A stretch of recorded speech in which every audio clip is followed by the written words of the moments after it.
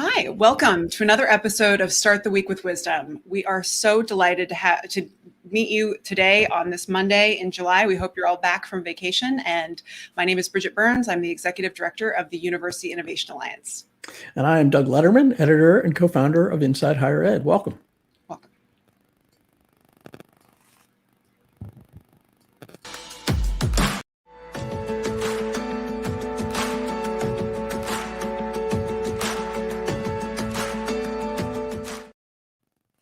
And I'm just reconnecting a StreamYard account because we had a strange situation happen with things. So it's weird. We're not going on Twitter. Okay. Sorry. This is live, folks. That's what all right. Welcome back from vacation, Bridget. Yes, right. We are fresh and back from vacation and discovering all kinds of fun technical challenges. So, but Start the Week with Wisdom is something that we do every week to be able to have a conversation with a sitting college president or chancellor to understand what it's like for them to navigate this challenge of this last year. And now over time, it's really about elevating and amplifying leaders and really having a thoughtful conversation about leadership with those at the highest level. So we're delighted to have you here for that. And today we're joined by Gary S. May, who's the Chancellor of the University of California, Davis, who became Chancellor in 2017. Davis was coming out of a pretty interesting period, and he has led the institution through much calmer times these last few years. So welcome, Chancellor May. Great to see you here. Thanks for having me, Doug.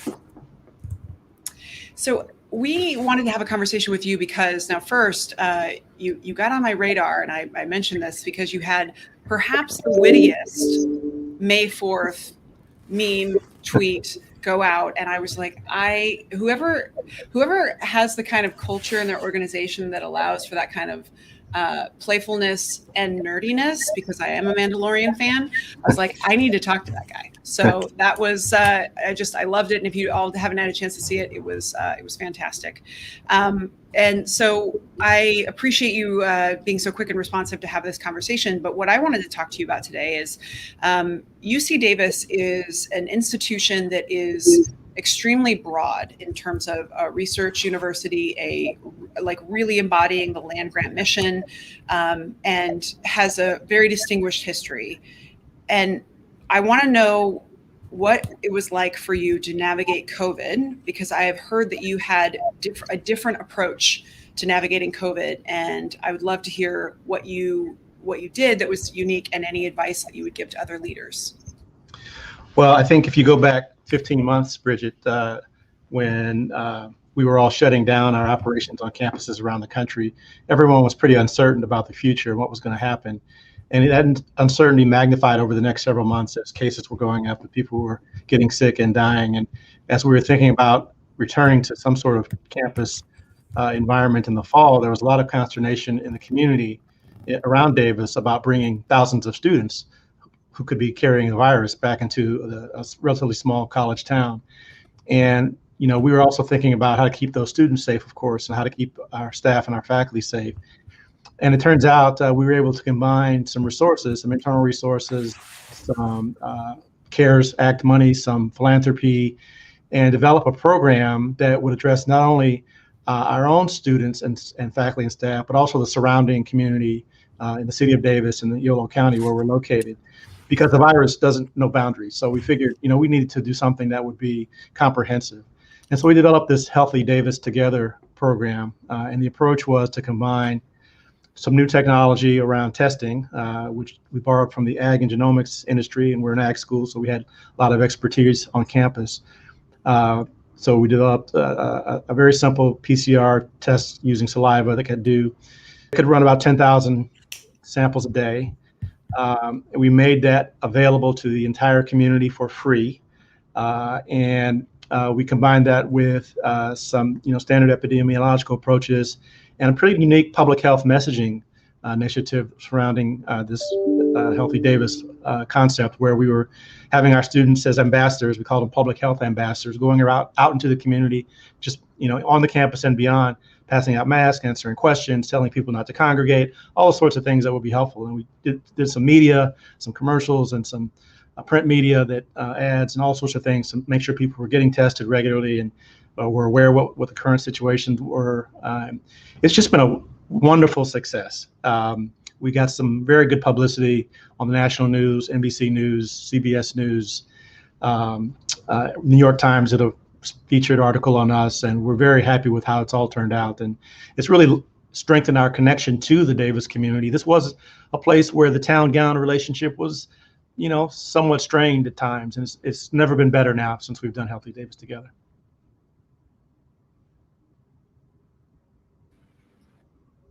Doug, you're muted. Totally out of practice. That's great.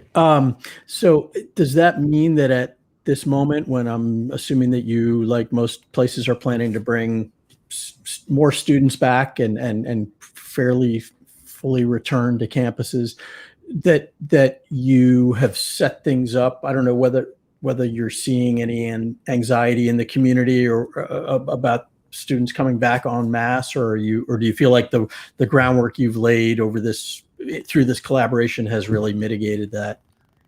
I think the collaboration has mitigated all of that concern. I haven't heard any rumors or anything that's gotten to my attention about people worried about students coming back. In fact, throughout the pandemic, our positivity rate on the campus has actually been lower than in the surrounding community by a fair amount, pretty consistently. So I think there's a lot of confidence that the community has in UC Davis, and a lot of gratitude for our willingness to share our technology and our expertise with everyone. Now, I think it's part of the obligation of a public university, and I think we achieved that very well during the pandemic. So you mentioned a bit about the relationship at Davis, and for those of you at home who are just joining us from the Twitter audience that just joined, we're delighted to have Chancellor Gary May from University of California, Davis. But there's been it's been a campus that's gone through a lot in the past, and you showed up in 2017, and really the word on the street for me is that you have played a incredible calming role. You have been a leader who has steadied the ship and who has really instilled a lot of confidence back in the institution. And I don't think there's anything that perhaps prepares someone to do that, but I am wondering about the advice that you would give other presidents and chancellors who come into an institution that has had challenges or turmoil or scandal or any of those things.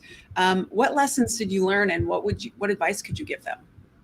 Yeah, Bridget, when I got here, of course, we were all aware of some of the challenges the university had faced in recent years. But I was surprised, to be honest with you, by the amount of residual mistrust of the administration and other things that still existed when I got here. And somewhat taken aback, in fact. But I think what has been successful, you mentioned I have a calming influence. I'm a generally calm person. I don't get very too high or too low. I think I try to be accessible and visible and approachable.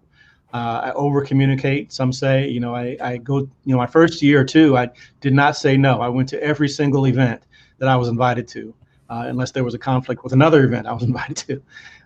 And I write a weekly newsletter, email to the campus community over the past year. We do, you mentioned the social media we do, that you saw some of it. We have an extensive social media presence, and I try to have fun with it. I try to show the campus community that I'm a real person, and I share some personal events, family events, and things like that. And I think it's made people view me as one of them and not somebody who's sort of up in a tower making these decisions that affect them without considering them. So my advice to new leaders is just to be as approachable as you possibly can, and to communicate as often with your constituents and stakeholders as you can, and to be humble about it. You don't have all the answers, and be willing to take some feedback and some input from others. This is thought to be a somewhat stressed time for shared governance and for administrative faculty interaction. It's often happens in times of financial strain, which, for better or worse, California seems to be avoiding because the budgets are looking quite nice. The state budgets, at least for a place like UC, are looking quite nice. But and I don't know whether it sort of flows from what you were just talking about. Do you have and as you said, you came into an institution where there was a lot of administrative faculty tension. Other than listening and getting out there, are there other things that you feel like you've done, or again, guidance that you have for how to sustain good faculty administrative relations or improve them in your case? Well, Doug, I think it's similar to what I'd said before in terms of being accessible. One of my first things I did when I came was to exchange cell phone numbers with the chair of the academic senate, and just made myself available and have regular communication with the chair and with the senate as well. And again, and not just me, my team. So the administrative team, all the cabinet members are encouraged to have similar meetings with their counterparts. The most important of those is probably the budget. So the vice chancellor for finance, operations, administration, meeting regularly with the chair of planning and budget in the Senate is really, really important, just to maintain open dialogue and transparency. It's just so important that people don't feel like anything is being hidden from them or being decided without their input. And those are just really basic leadership lessons I think are important. That's great. I think that's, so I wanted to ask you about the system that you're in, because having spent as much time as you have in the Georgia system, you have a very clear idea. I feel like the Georgia system, I see them as a very strong system, but then I think from the outside, those of us who've never worked in the UC, I mean, it's like iconic, right? It's the system of systems. But I'm curious what that is actually like for someone who works in the system. Is there any one defining characteristic that for you is like the clearest difference on a daily basis that you are in the UC system versus the Georgia system?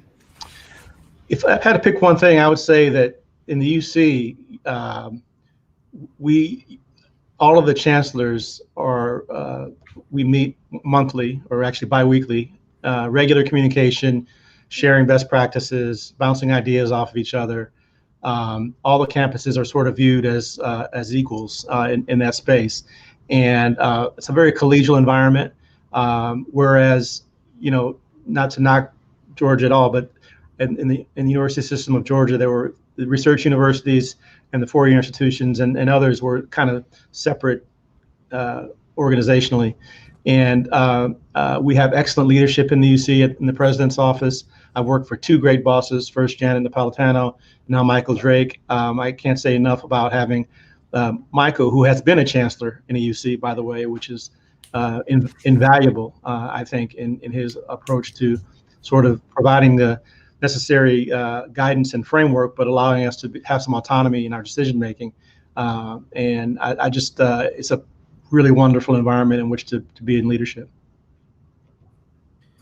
I can definitely vouch and agree that Michael Drake is an awesome boss. I'm sad that he's no longer on my board. He's an awesome person to work for, and I am jealous that you get to hang out with him now. This is a point in the conversation where Bridget usually likes to shift to sort of more general leadership topics and a sense of kind of how you see yourself as a leader, and curious about what you what has been most surprising about your career up to this point. What has and maybe what surprised you most, or what took the most getting used to as you became a chancellor?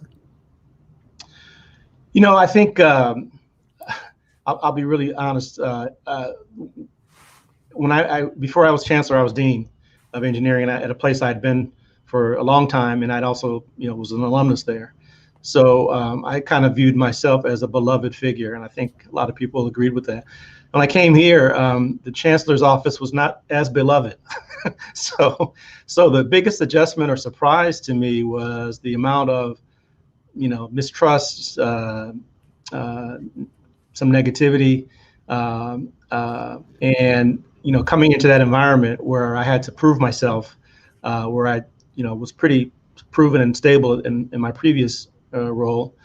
It was a bit of a shock. It took I had to apply some some skin thickening ointment on occasion to listen to some of the comments. But I think a lot of that is dissipated.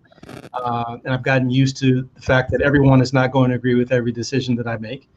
I try to make decisions that will benefit the most people or have the most long-term benefit for the campus, recognizing that it's not going to make everyone happy. And that was sort of the hardest lesson for me to learn personally. But I think I'm almost there. I occasionally need some reinforcement.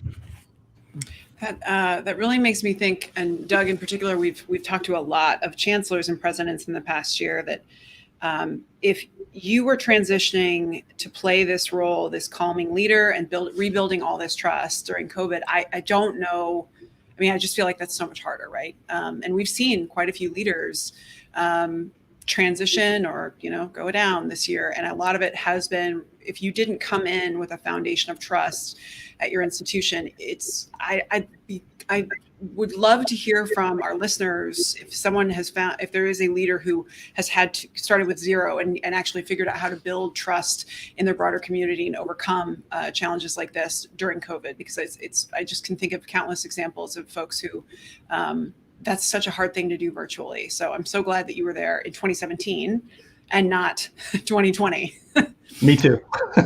Yeah, when things go bad, if you don't have a well of trust and support, it's very hard to sustain, to get through. And that can be as much a quirk of timing as anything else. So, but so I don't know if you have, is there anything you could have done? I mean, it sounds like you had enough time. Can you speed that up, or is that something that just takes time typically? It does take time, but let me tell you what's really important is to have a good team around you. And I have an exceptional team of vice chancellors and other cabinet members who have institutional memory, B, are subject matter experts in their particular discipline or field.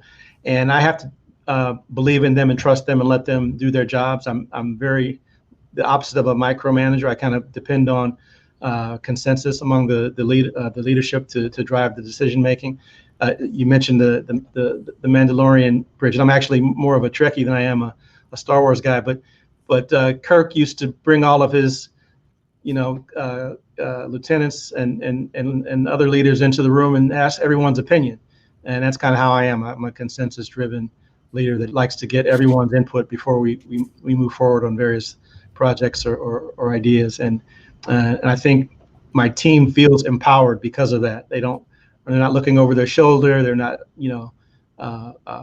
nervous about what I might say or think, because I've told them I trust them and I expect them to be able to execute and most importantly to tell me when I'm wrong. I think you have to have people that feel empowered enough and to be able to say, Chancellor, I don't agree with that. We should do it this way, and here's why.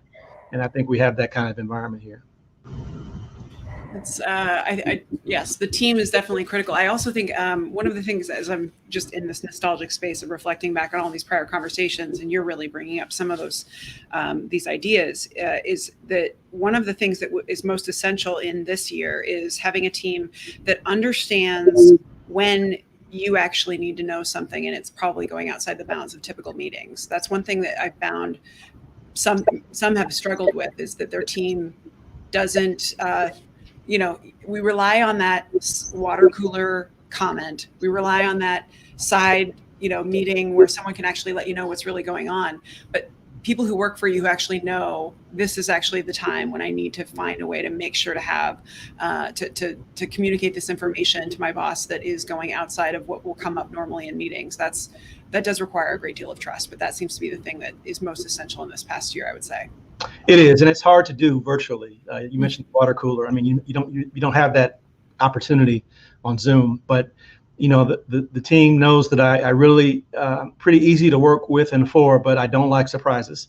So and I make that pretty clear. And I think that everyone just keeps me in the loop. I don't make a habit of telling them what to do unless a decision is required, but just don't, let's not have me surprised by something later. So it seems to, over time, it seems to have worked well. Right. So I realized that wasn't really a question. So my question for you is, what is the best advice that has served you in your career that someone gave you? Can you share us who gave it and what it was? Yeah, well, it was a family friend, and I got this advice when I was an adolescent. Two most important things in life are learn to listen and learn to wait. And listening is important because it means you're not talking and you're paying attention to what someone else is saying, and it helps you develop empathy. And I think empathy is really critical for leadership. And learning to wait, because I've heard someone also say patience is the key to success. Having to, you have so many things happening all around you so fast. You have to sometimes resist the temptation of jumping in and getting involved before things sort of settle out and require your involvement. And it's kind of an art. I don't know if there's a real systematic way to use that piece of advice, but I do think listening and waiting are really important. And I learned that very early on in life.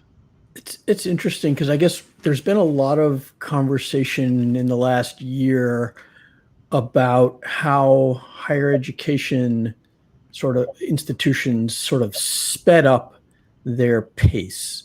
And it's usually presented as a positive versus this sort of historical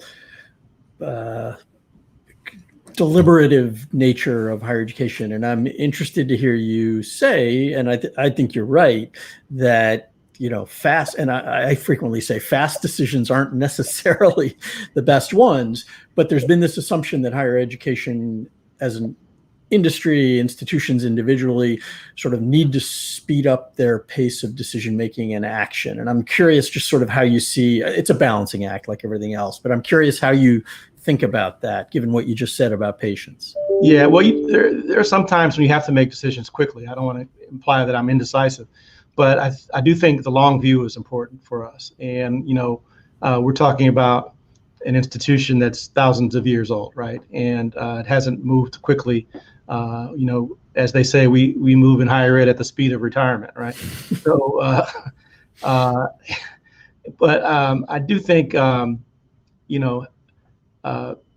taking a good look at the external environment and some of the forcing functions that will impact us requires some patience and requires some time to learn and to let things marinate and before you jump and make a decision. Now, I think, as you said, it's a balancing act, though. I mean, there are times when, when we were shutting down the campus and trying to get people safely to wherever they needed to be, those decisions had to be made relatively quickly. But in terms of longer term effects, like how are we going to use this experience for how we deliver education and conduct research and serve our communities in the future, those are, things you'd like to be a little more thoughtful about. So I am curious about, you shared with us the best advice that you've received. What is the advice that you most consistently give to other leaders or people who are thinking about leadership? Well, I do tell them to be patient, but I think I give this advice to students as well as potential leaders, academic leaders. Three things: work hard, you got to have work ethic, in anything. Play hard, because you can't take yourself too seriously, and you must be well-rounded if you're going to be successful. And then pray hard, and that's me personally having a spiritual foundation is important. So I always tell people, work hard, play hard, pray hard, and that works for me. That's great. The last question we wanted to ask you is if there is a book that has served you in your career that you recommend to others most frequently. Sure. Somewhat along the lines of my last comment, one of the books I read in high school actually was a book, The Prophet by Khalil Gibran. And it's an easy to read, short book. It has many applicable life lessons that I think are important. And I would recommend it to anyone. I'm actually reading right now on a more professional, in a more professional vein. I'm reading The Codebreaker about Jennifer Doudna and CRISPR and code and gene editing, which is very fascinating. So that was my beach book. I just got back from vacation. So, but those are a couple of books I'd recommend. I love it. Your beach book is a lot smarter than the beach books I'm drawn to. So, but I love it. Well, Chancellor May, it has really been a delight to get to know you. My instinct to reach out to you because of a super awesome, hilarious meme and tweet from your social media team has been confirmed. I would love to hear that. Yeah. And also, I do think the thing that when I was asking people about you that I heard most frequently was about your calm, just energy and how you just really put people at ease. And boy, I feel namaste Monday morning, right? So really appreciate that. And otherwise, Doug, always great to have you on the show, and we will see you all next week.